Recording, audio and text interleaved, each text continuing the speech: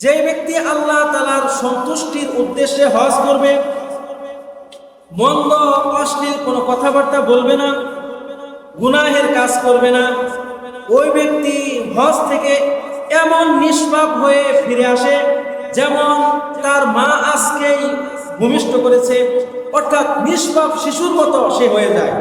সুবহানাল্লাহ বলুন। এই হাদিসে বিশ্বনবী তিনটা শর্ত দিয়েছেন। এক নম্বর শর্ত, মান হাজ্জা লিল্লাহি, আল্লাহ তাআলার সন্তুষ্টির উদ্দেশ্যে হজ করতে হবে। কোন সুনাম অর্জন করার জন্য লোকেরা আমাকে বলবে হাজী সাহেব, এই নিয়ত যদি থাকে তাহলে হজ হবে না। মান হাজ্জা লিল্লাহি, রাসূল বললেন যে ব্যক্তি আল্লাহর সন্তুষ্টির উদ্দেশ্যে হজ করবে, তাহলে হজটা আল্লাহর সন্তুষ্টির উদ্দেশ্যে হতে হবে। একটি হাদিসে এসেছে বিশ্বনবী বলেন, যখন কিয়ামতের নিকটবর্তী হয়ে যাবে তখন আমার উম্মতের ধনী ব্যক্তিরা ভ্রমণের উদ্দেশ্যে হজ করবে। যারা ধনী তারা চিন্তা করবে যে আমেরিকাও ঘুরতে যাই, প্যারিসেও ঘুরতে যাই, তো বিভিন্ন দেশে ঘুরতে যাই, সেখানে শুধু ঘোরাই হয়। সৌদিতে যাই, সেখানে ঘোরাও হবে, হজও হবে, নামও হবে যে হাজী সাহেব। তো রাসূল বললেন আমার উম্মতেরা কিয়ামতের নিকটবর্তী যখন হবে তখন আমার উম্মতের ধনী ব্যক্তিরা ভ্রমণের উদ্দেশ্যে হজ করবে। এরপর বিশ্বনবী বলেন আমার উম্মতের মধ্যবিত্ত যারা, তারা ব্যবসার উদ্দেশ্যে হজ করবে, অর্থাৎ কিছু মাল দেশ থেকে সৌদিতে নিয়ে যাবে যেটা সৌদিতে নাই, আবার ওখান থেকে কিছু মাল দেশে কিনে এনে বিক্রি করবে, অর্থাৎ তারা ব্যবসার উদ্দেশ্যে হজ করবে। এরকম অনেক লোক আছে। ইসলামের 5টি রুকন রয়েছে, এর মধ্যে সর্বশেষ যে রুকন সেটা হলো হজ। আল্লাহ রাসূল হাদিস শরীফে বলেন, বুনিয়াল ইসলাম আলা খামসিন, যে ইসলামের মূল ভিত্তি হলো 5টি, এর মধ্যে 5ম নম্বর হলো হজ। আল্লাহ রাসূল বলেন,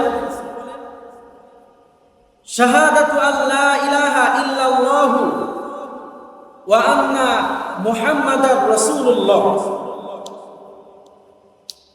ইসলামের মূল 5টি ভিত্তি, এর মধ্যে 1 নম্বর হলো এই সাক্ষ্য দেওয়া যে আল্লাহ ছাড়া আর কোনো ইলাহ নাই এবং মুহাম্মদ সাল্লাল্লাহু আলাইহি ওয়াসাল্লাম আল্লাহ তাআলার রাসূল। 2 নম্বর হলো ওয়া ইকামিস সালাহ, নামাজ কায়েম করা। 3 নম্বর হলো ওয়া ইতাইজ যাকাত, যাকাত দেওয়া। 4 নম্বর হলো ওয়া সাওমু রমাদান, রমজান মাসে রোজা রাখা। আর 5 নম্বর হলো ওয়াল হাজ্জু বাইতুল্লাহ, আল্লাহর ঘরের হজ করা, বাইতুল্লাহ শরীফের সেই হজ করা। তাহলে আমরা এই হাদিস থেকে জানতে পারলাম যে ইসলামের মূল 5টি ভিত্তি, এর মধ্যে 5ম নম্বর হলো হজ। আজকে আমরা এই হজের গুরুত্ব সম্পর্কে আলোচনা করব ইনশাআল্লাহ। ওয়া মা তাওফীকি ইল্লা বিল্লাহ। গত সপ্তাহে বলতেছিলাম যে ইব্রাহিম আলাইহিস সালামকে আল্লাহ রাব্বুল আলামিন আদেশ করলেন, হে ইব্রাহিম, তুমি তোমার সন্তানকে নিয়ে এই কাবা শরীফ পুনরায় আবার ভিত্তি স্থাপন করো। তো ইব্রাহিম আলাইহিস সালাম তাই করলেন। বিস্তারিত ঘটনা আমরা গত সপ্তাহে আলোচনা করেছি।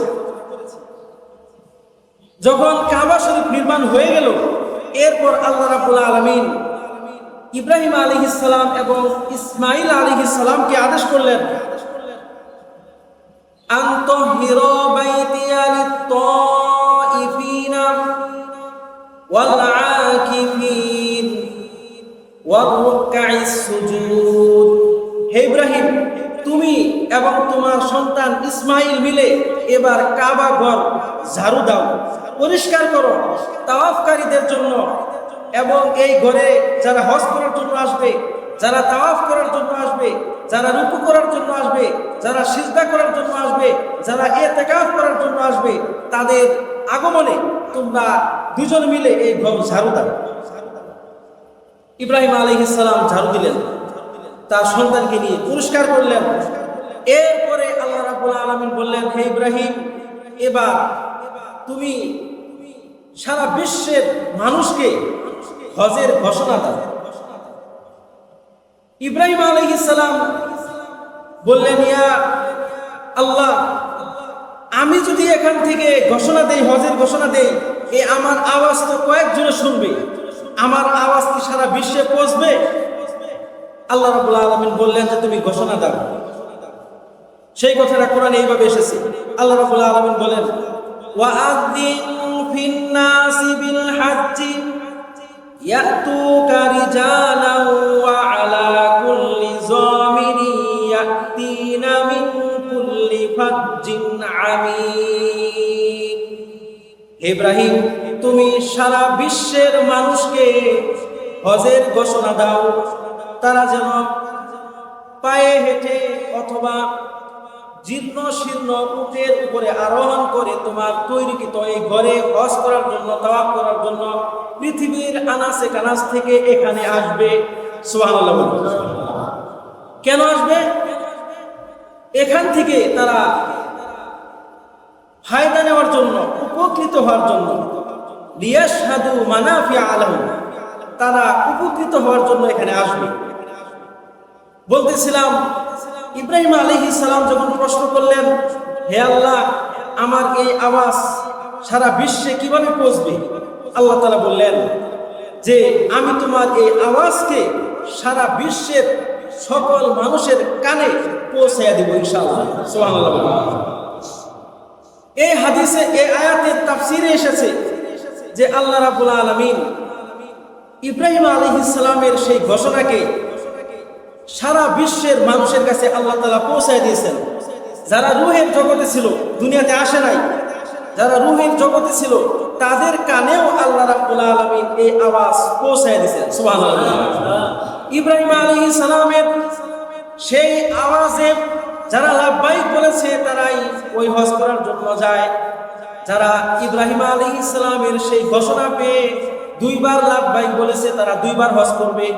যারা 5 বার বলেছে, তারা 5 বার হজ করবে।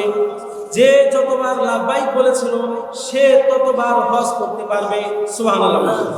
যারা হজ করতেছে বা করবে, তারা রূহের জগতেও লাব্বাইক বলেছিল, এজন্য তারা হজ করতে পারতেছে। তো আল্লাহ রাব্বুল আলামিন ইব্রাহিম আলাইহিস সালামকে হজের ঘোষণা দেওয়ার দায়িত্ব দিলেন। এখন কথা হলো যে হজ এর টাইম কখন? হজের মৌসুম আছে, কুরআনে এসেছে আল হাজ্জু আশহুরুম মালুমাত, হজের নির্দিষ্ট কয়েকটি মাস আছে। সেটা হলো শাওয়াল, জিলকদ, জিলহজ। এই 3 মাস হলো হজের মাস। এই 3 মাসকে হজের মাস বলা হয়। আল্লাহ রাব্বুল আলামিন বলেন, আল হাজ্জু আশহুরুম মা'লুমাত ফামান ফারাদা ফীহিন্নাল হাজ্জা ফালা রাফাথা ওয়ালা ফুসুকা ওয়ালা জিদালা ফিল হাজ্জ ওয়া মা তাফআলু মিন খায়রিন ইয়া'লামুহুল্লাহ। আল্লাহ রাব্বুল আলামিন বলেন, হজের কয়েকটি নির্ধারিত মাস রয়েছে, শাওয়াল, জিলকদ, জিলহজ।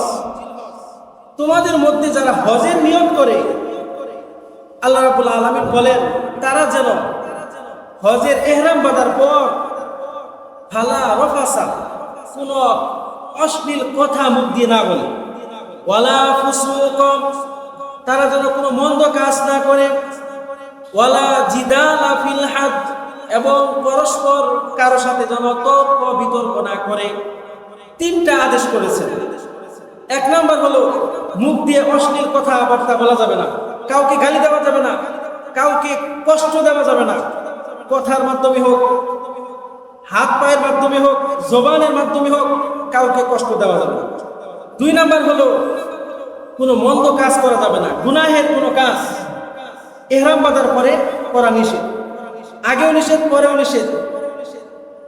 কিছু আছে যে ইহরাম বাঁধার আগে জায়েজ ছিল, ইহরাম বাঁধার পরে সেগুলো নিষিদ্ধ হয়ে যায়। সুগন্ধি ব্যবহার করা, মাথার চুল, দাড়ি এগুলো আঁচড়ানো, এগুলো নিষিদ্ধ হয়ে যায়।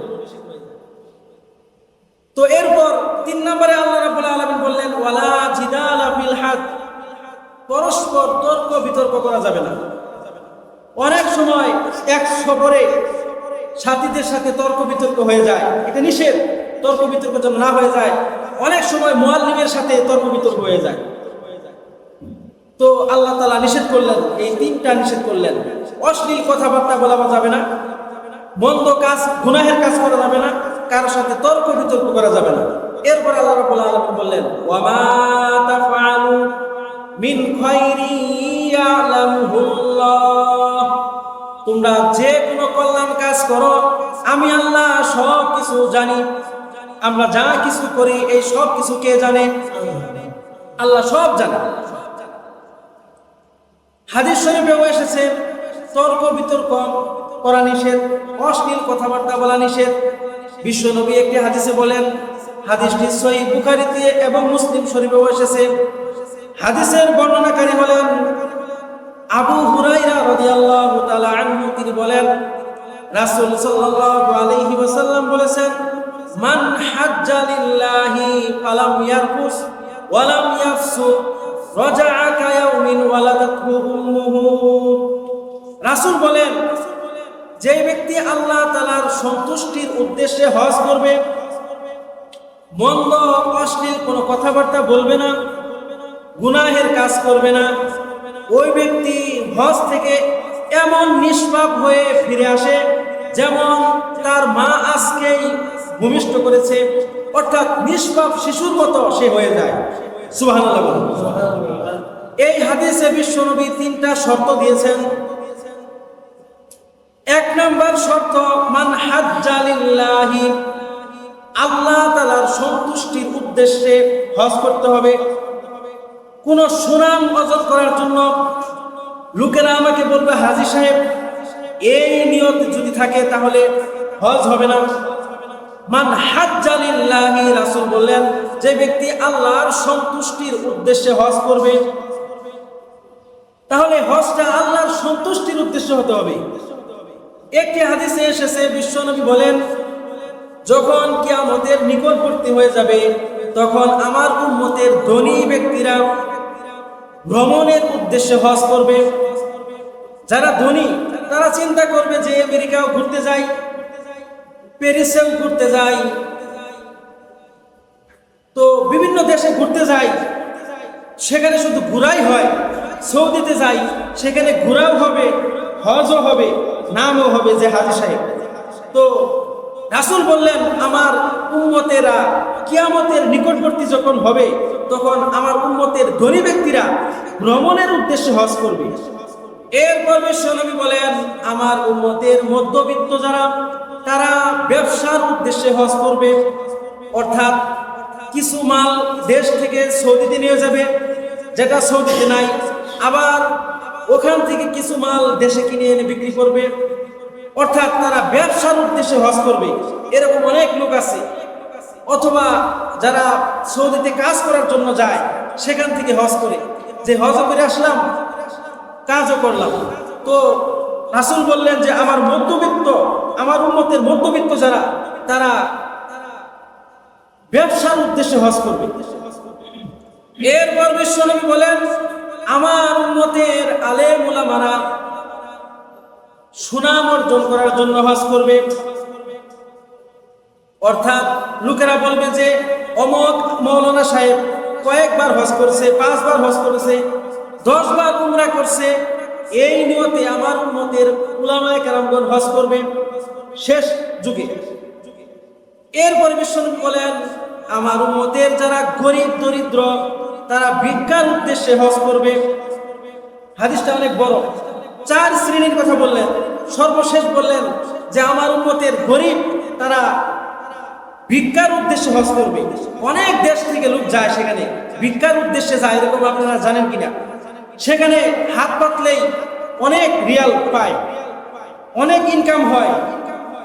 অথবা দেশ থেকে কয়েকজন ফকির ভাড়া করে নিজের টাকা দিয়ে নিয়ে যায়, এরকম ঘটনাও আছে।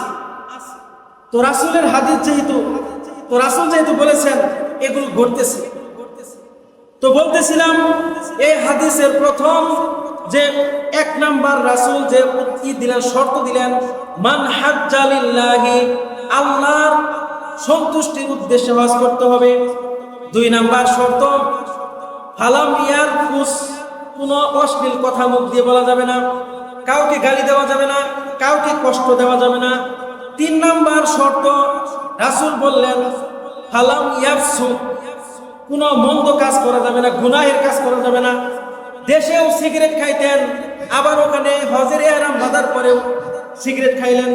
এই যে মন্দ কাজগুলো অথবা আরো অন্য মন্দ কাজ থাকতে পারে, সেগুলো থেকে বিরত থাকতে হবে। এরপরে রাসূল বলেন এই 3টা শর্ত যে পালন করে আল্লাহর উদ্দেশ্যে হজ করতে হবে, গুনাহ করা যাবে না, অশ্লীল ভাষা মুখ দিয়ে বলা যাবে না, কাউকে গালি দেওয়া যাবে না। এই শর্তগুলো পালন করে যে ব্যক্তি হজ করবে, আল্লাহ রাসূল এরপরে বলেন রাজাআকা ইয়াউমিন ওয়ালাদাতুহু উম্মুহু, ওই ব্যক্তি হজ থেকে এমন নিষ্পাপ হয়ে দেশে ফিরে আসে যেমন নিষ্পাপ শিশুর মতো হয়ে যায়। সুবহানাল্লাহ। তাহলে হজের 3টা শর্ত রয়েছে, এই শর্তগুলো পালন করে আমাদের হজ করতে হবে। এরপর আরেকটি হাদিসে এসেছে, আবু হুরায়রা রাদিয়াল্লাহু তাআলা আনহু থেকে বর্ণিত হাদিসটি, রাসূল বলেন আল হাজ্জুল মাবরুর লাইসা লাহু জাযাউন ইল্লাল জান্নাহ। রাসূল বলেন হজ্জে মাবরুর এর প্রতিদান একমাত্র জান্নাত। সুবহানাল্লাহ। কেউ যদি হজ্জে মাবরুর করতে পারে, তার হজ যদি কবুল হয়, তাহলে তার প্রতিদান, তার বিনিময় হলো জান্নাত। সুবহানাল্লাহ। আল্লাহ রাব্বুল আলামিন আমাদের সকলকে হজ্জে মাবরুর নসিব করুন, সকলে বলি আমিন। আরেকটি হাদিসে এসেছে, আম্মা জান আয়েশা রাদিয়াল্লাহু তাআলা আনহা থেকে বর্ণিত হাদিসটি। আম্মা জান আয়েশা রাদিয়াল্লাহু তাআলা আনহা বলেন আরাফার মাঠে, যেদিন আরাফার দিন অর্থাৎ জিলহজ মাসের 9 তারিখ, ওই দিন আল্লাহ রাব্বুল আলামিন এত সংখ্যক জাহান্নামীকে মুক্তি দিয়ে থাকে যে অন্য কোন দিন এত জাহান্নামীকে মুক্তি দেয় না। সুবহানাল্লাহ বলি। আল্লাহ রাব্বুল আলামিন আরাফার দিন যখন হাজী সাহেবরা সাদা কাপড় পরে আরাফার মাঠে আল্লাহর কাছে দোয়া করতে থাকে, তখন আল্লাহ রাব্বুল আলামিন ফেরেশতাদের কাছে গর্ব করে বলে, ও আমার ফেরেশতারা শুনো, দেখো এই যে আমার লক্ষ লক্ষ বান্দা আরাফার মাঠে তারা একত্রিত হয়েছে, তোমরা বলো তো তারা কি জন্য একত্র হয়েছে?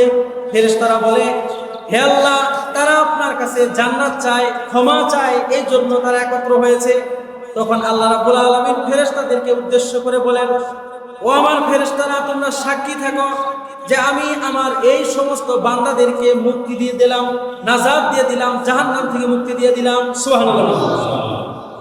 তাহলে আরাফার মাঠের দিন জিলহজ মাসের 9 তারিখে আল্লাহ রাব্বুল আলামিন সবচাইতে বেশি সংখ্যক জাহান্নামীকে মুক্তি দিয়ে থাকে। যারা হজ করে, হাজী সাহেব হজ করতে যায়, হজ করে যখন দেশে ফেরত আসে, একটি হাদিস শরীফে এসেছে, আল্লাহ রাসূল বলেন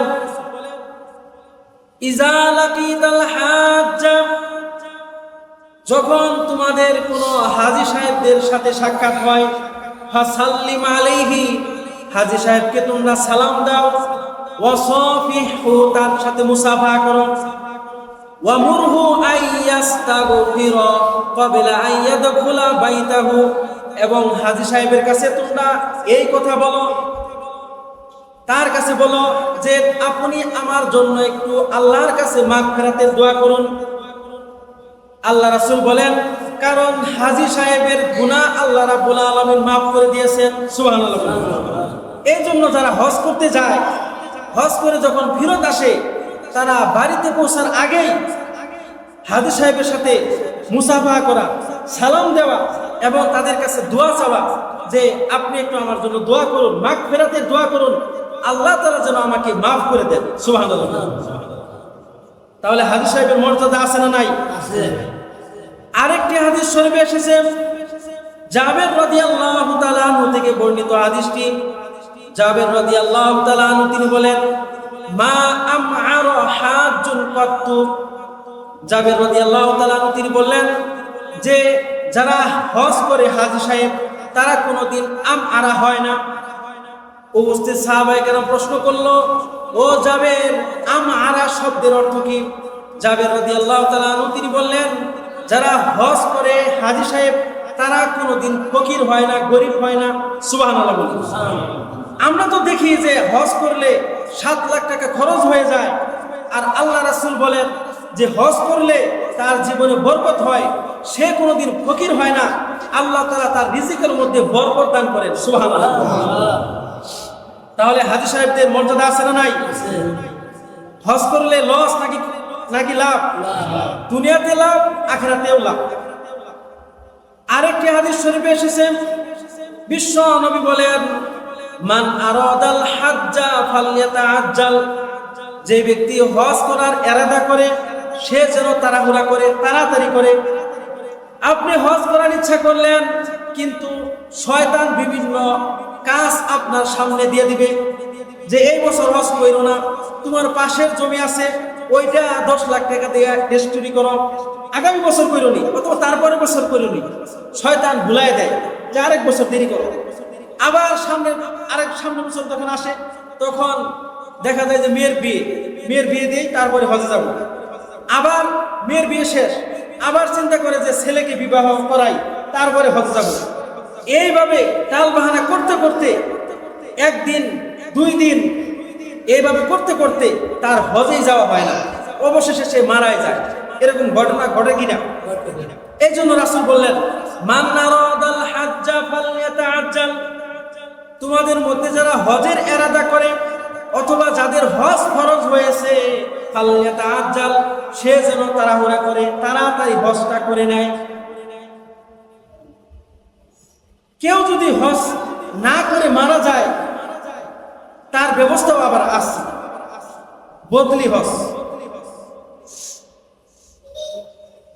আব্দুল্লাহ ইবনে আব্বাস রাদিয়াল্লাহু তাআলা থেকে একটি হাদিস এসেছে যে একজন মহিলা, খাসআম গোত্রের একজন মহিলা আল্লাহ রাসূলের কাছে এসে বলল, ইয়া রাসূলুল্লাহ, ইন্না ফরিদাতাল্লাহি ফিল হাজ্জি আদরাকা আবাক শাইখান কাবীরান, যে নিশ্চয় ফরজ হজ এটা আমার বাবাকে এমন অবস্থায় ধরেছে, এমন অবস্থায় হয়েছে, ফরজ হয়েছে আমার বাবার উপরে, যে লা ইয়াসবুতু আলার রাহিলাতি, বাহনের উপরে তিনি স্থির থাকতে পারেন না, বৈশা যে 500 কিলোমিটার রাস্তা অতিক্রম করবে এই ক্ষমতা তার নাই, আমার বাবার উপরে হজ ফরজ হয়েছে।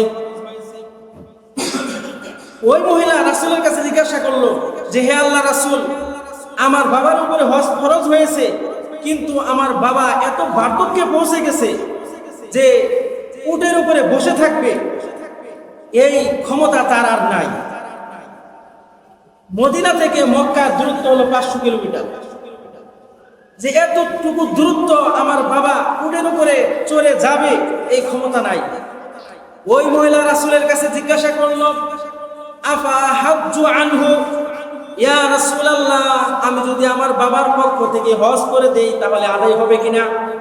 রাসূল বললেন, ক্বালা নাম, হ্যাঁ হবে, তুমি তোমার বাবার পক্ষ থেকে হজ আদায় করে দাও। তাহলে যারা বার্ধক্যে পৌঁছে গেছে, বদলি হজ, অথবা মৃত্যুবরণ করেছে, হজ ফরজ ছিল কিন্তু করতে পারে নাই, তাদের পক্ষ থেকে হজ করার ব্যবস্থা ইসলামে আছে না নাই? করা যাবে।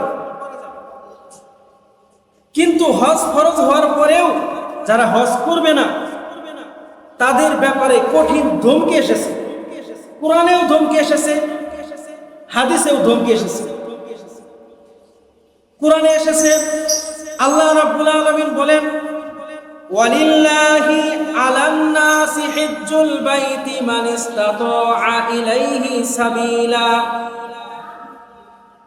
ওই ব্যক্তির উপরে হজ করা ফরজ যেই ব্যক্তি বাইতুল্লাহ পর্যন্ত যাতায়াত করতে পারবে, এই সামর্থ্য আছে।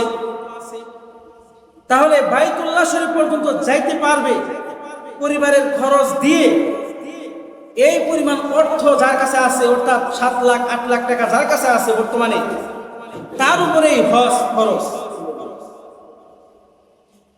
হজ ফরজ হওয়ার জন্য এই টাকা 1 বছর আপনার কাছে থাকতে হবে না। যদি যে কোনো সময় আপনার কাছে এই অর্থের পরিবারের প্রয়োজনের অতিরিক্ত এই অর্থের মালিক যদি আপনি হয়ে যান, তাহলে আপনার উপরে হজ খরচ। আপনি 10 লাখ টাকা দিয়ে 20 লাখ টাকা দিয়ে জমি কিনতেছেন, কিন্তু হজ করতেছেন না, আপনার উপর হজ খরচ। এই যে আপনার কাছে এই পরিমাণ অর্থ ছিল, একদিনের জন্য হইলেও আপনার কাছে ছিল, সুতরাং আপনার উপরে হজ খরচ। এরপর আল্লাহ রাব্বুল আলামিন বলেন, ওয়ামান কাফারা ফাইন্নাল্লাহা গনিয়্যুন আনিল আলামিন। আর যে ব্যক্তি হজ না করবে, হজকে অস্বীকার করবে অথবা হজ থেকে মুখ ফিরিয়ে নিবে, আল্লাহ রাব্বুল আলামিন সারা বিশ্ববাসী থেকে অমুখাপেক্ষী। এর মানে কি? এর মানে হলো আমি হজ করি বা না করি, আল্লাহর এতে যায় আসে না। আমি আল্লাহর ইবাদত যদি না করি, আল্লাহর কোনো ক্ষতি হবে? কথা বলেন। আমি যদি ইবাদত না করি, কার ক্ষতি? নিজের ক্ষতি। আল্লাহ তাআলা আমাদেরকে সৃষ্টি করেছেন, আমরা নামাজ পড়তেছি, আল্লাহর ইবাদত করতেছি। এই ইবাদত যদি আমরা না করি বা কোনো মানুষ যদি আল্লাহর ইবাদত না করে, তাহলে আল্লাহর কোনো ক্ষতি হবে? কথা বলেন, ক্ষতি হবে? আমরা যদি আল্লাহর ইবাদত না করি, কার ক্ষতি হবে? আমাদের ক্ষতি হবে, আমাদের জাহান্নামে যেতে হবে। সেটাই বললেন আল্লাহ তাআলা সারা বিশ্ববাসী থেকে অমুখাপেক্ষী। তুমি ইবাদত করো বা না করো, আল্লাহর যায় আসে না। আল্লাহ তাআলা বেনিয়াস, অমুখাপেক্ষী। আমার আপনার উপরে দায়িত্ব পালন করলে আমরা সওয়াব পাবো, মুক্তি পাবো, আর দায়িত্ব পালন না করলে আমরা আখিরাতে পাকড়াও হব।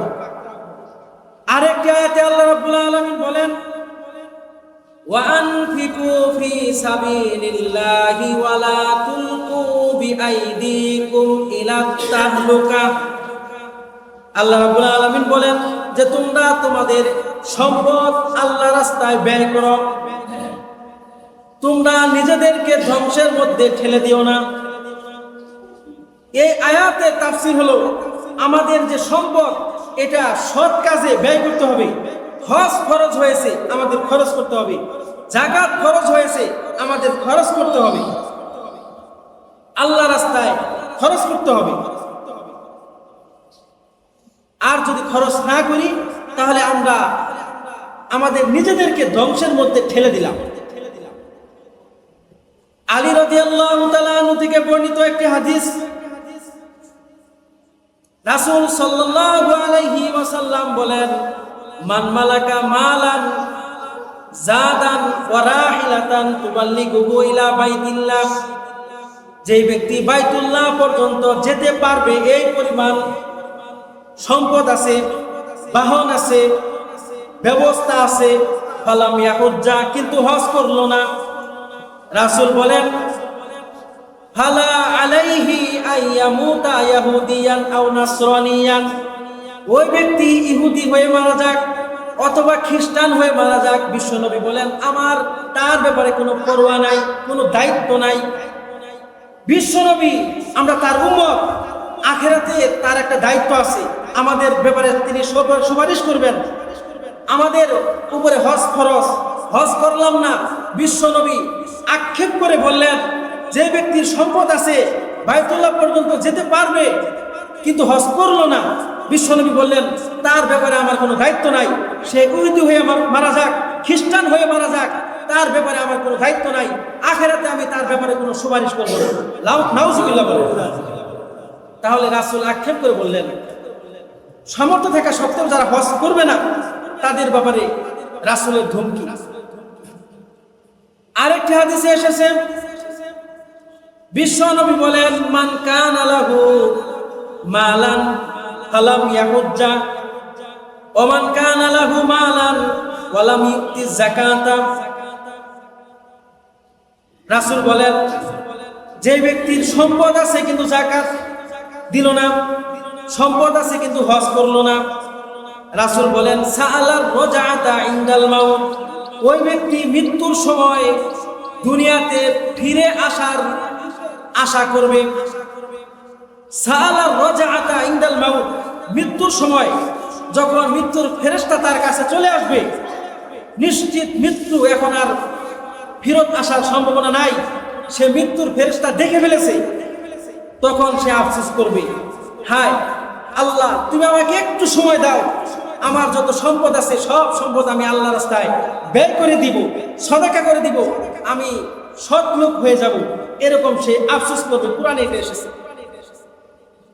ওয়ানফিকু ফি সাবিলিল্লাহি, আল্লাহ রাব্বুল আলামিন বলেন তোমরা তোমাদের সম্পদ আল্লাহর রাস্তায় খরচ করো।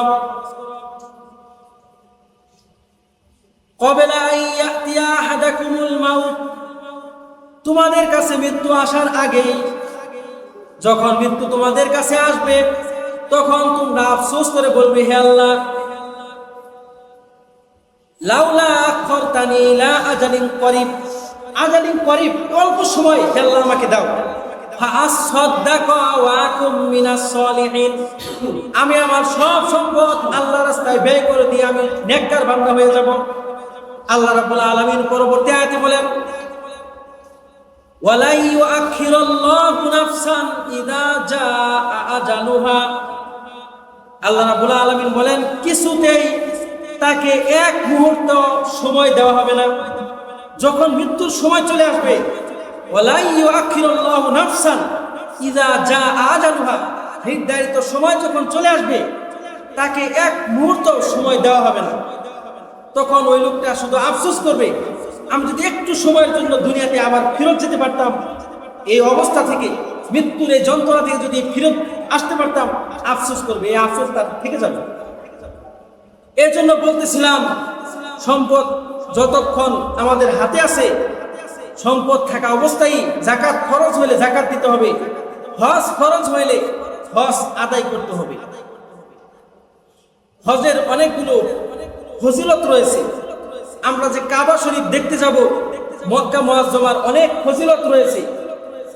একটি হাদিস শরীফে এসেছে যে কাবা শরীফ দেখাও ইবাদত, সুবহানাল্লাহ বলি। রাসূল বলেন, আব্দুল্লাহ ইবনে আব্বাস রাদিয়াল্লাহু তাআলা আনহু থেকে বর্ণিত হাদিসটি,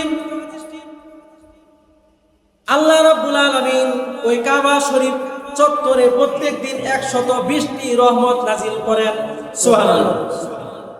60টি রহমত আল্লাহ রাব্বুল আলামিন ওই কাবা শরীফের উপরে অবতরণ করেন, আর 40টা রহমত যারা তাওয়াফ করে কাবা শরীফ তাদের উপরে নাজিল করেন, আর 20টা রহমত যারা শুধু কাবা শরীফের দিকে তাকায় থাকে চোখ দিয়ে, তাদের উপরে 20টা রহমত আল্লাহ রাব্বুল আলামিন নাজিল করেন, সুবহানাল্লাহ।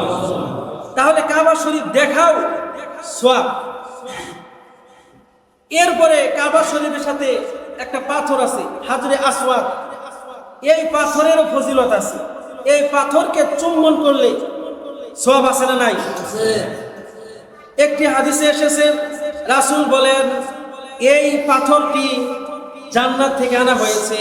রাসূল বলেন এই পাথরটি যখন জান্নাত থেকে আনা হয় তখন দুধের চেয়েও সাদা ছিল, বনি আদমের গুনাহগুলো চুষতে চুষতে এই পাথরটা কালো হয়ে গেছে, সামান্য একটু সাদা আছে, কিয়ামতের আগে ওই সাদাটুকুও কালো হয়ে যাবে।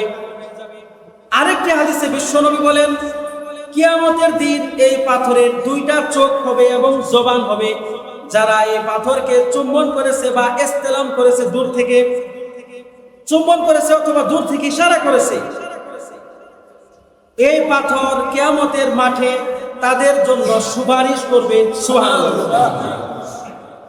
এরপর হেরেম শরীফের ফজিলত আছে। হেরেম শরীফের ভিতরে যারা 1 রাকাত নামাজ পড়বে তার 1 লক্ষ রাকাতের সওয়াব হবে, সুবহানাল্লাহ। এই কাবা শরীফের সাথে একটা আছে রুকনে ইয়ামানি, যারা হজ করেছেন, রুকনে ইয়ামানি ওইটাকে চুম্বন করলেও গুনাহ মাফ হয়, সুবহানাল্লাহ বলি। আরেকটা আছে মুলতাজিম, দরজার মতো, স্বর্ণের দরজার মতো দেখা যায়, ওইটা ধরে দোয়া করলে আল্লাহ তাআলা দোয়া কবুল করে নেন, সুবহানাল্লাহ বলি। অনেক মানুষ দেখবেন ওইটা ধরে দোয়া করতেছে, আল্লাহর কাছে কান্না করতেছে, দোয়া করতেছে। হাদিস শরীফে এসেছে ওইটা ধরে কেউ যদি দোয়া করে আল্লাহ রাব্বুল আলামিন তার দোয়া কবুল করে নেন, সুবহানাল্লাহ। এরপর হাতিমে কাবা, আম্মা জান আয়েশা রাদিয়াল্লাহু তাআলা আনহা একবার বললেন, হে আল্লাহর রাসূল, আমি কাবা শরীফের ভিতরে নামাজ পড়তে চাই। বিশ্বনবী আম্মাজান আয়েশা রাদিয়াল্লাহু তাআলা আনহার হাত ধরে বললেন, তুমি এই যে হাতিমে কাবা এখানে নামাজ পড়ো। কাবা শরীফের সাথে যে অংশটা হাতিমে কাবা, যারা হজ করেছেন জানেন, রাসূল বললেন এই হাতিমে কাবাতে নামাজ পড়া আর কাবা শরীফের ভিতরে নামাজ পড়া একই কথা। সুবহানাল্লাহ।